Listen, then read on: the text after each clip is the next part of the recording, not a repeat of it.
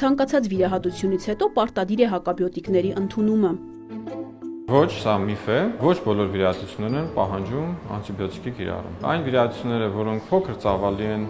այսպես կոչված մաքուր վիրահատություններ են առանց թարախային բարդությունների, սովորաբար չեն պահանջում անտիբիոտիկների երկարատև օգտագործում։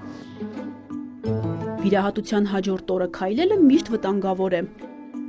Ոչ, սա միֆ է, հիվանդների վաղ ակտիվացումը նպաստում է վաղ ապաքինմանը։ Վիրահատությունից հետո հնարավորինս շուտ ոտքի ելնելը նպաստում է արագ վերականգնմանը։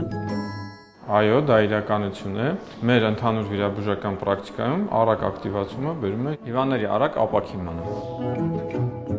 Լապարասկոպիկ վիրահատությունը միշտ նախընտրելի է բաց վիրահատությունից։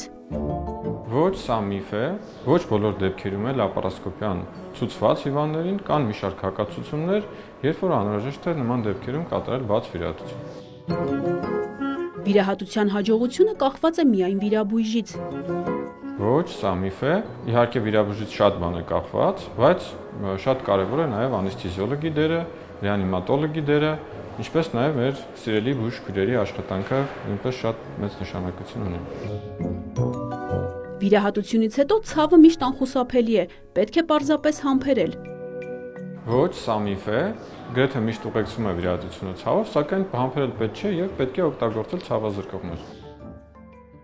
Վիրահատությունից հետո վերականգնման ընթացքը նույնն է բոլոր պացիենտների համար։ Ոչ, սա միֆ է, տարեց հիվանդները, սոմատիկ հիվանդություններով տառապող հիվանդների մոտ վերականգնումը ավելի դժվար է տեղի ունենում։